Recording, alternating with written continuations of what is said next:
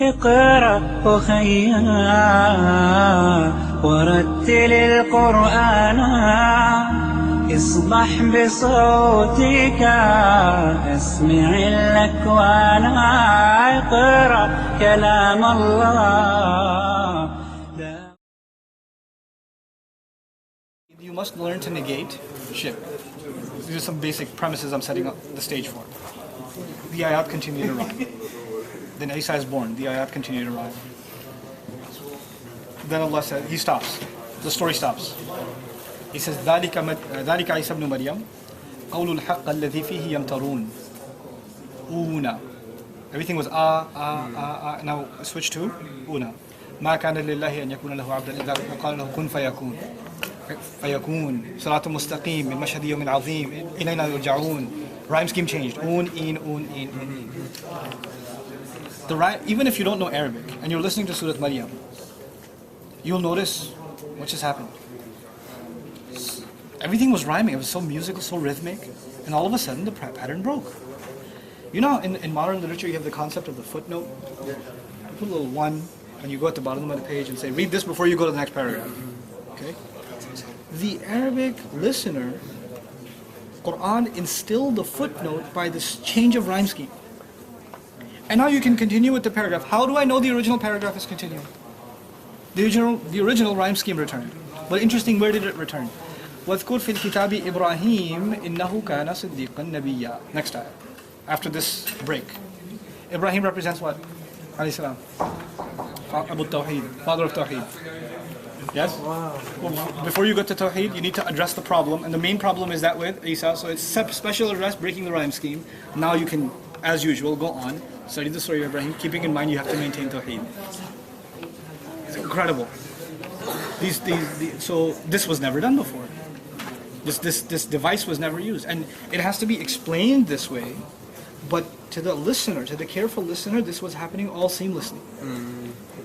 And that's what we forget sometimes when we get to the technical studies of Quran. We forget that at the end of the day, it was a conversation coming out of the mouth of a man, the words of Allah coming out of the mouth of a man, and some skeptic is listening. Oral tradition. An oral tradition. The essential difference between a believer and disbeliever of that time is they both agree those words are coming out of that man's mouth. They both hear the same exact voice. They just, one says it's his words, one says no, there's an invisible source that's relaying these words. They're not his. That's the only difference. But they're both sitting in the same audience, same lecture, same talk. You know? So it did take it. But the study is, how did it nuance, how did it enhance the communication and the communication psychology of the Quran? The transition, the sajah and then the break. Then again, there's a study of this difference in style between Makkan and Madani Quran. Yeah, There's a big difference. It's huge. I mean, short ayat, quick firepower rhyme schemes. And if you're a poet, then you will get owned by Makkan Quran. I mean, because you know, when the poet comes up with a line, he has to think about coming up with the next one. عما يتساءلون عن النبأ العظيم الذي هم فيه مختلفون. He's like, wait, let me process one. I gotta respond to one. He's just getting slapped around with like ayah after ayah. And they're each like epic after epic after epic. And he's just like, I can't do this. This is way too much. How much did you prepare for this? Because they used to leave the city to come up with some masterpiece that they're going to come impress their audiences with. It's just one after the other is dropping. So it was like an uncontested defeat of poetry, because the amount of creative juice it takes to come up with something. It wasn't something that the Arabs just do, you know. And some of them could, but not like endlessly. Even like I'm sure you've studied the palindromes. Right? The Arabs had palindromes in their poetry. They did. But it took them like years to figure one out. And the best one they came out with was Hutun famuhu maftuhun. The fish's mouth is open. This is the best they came out with.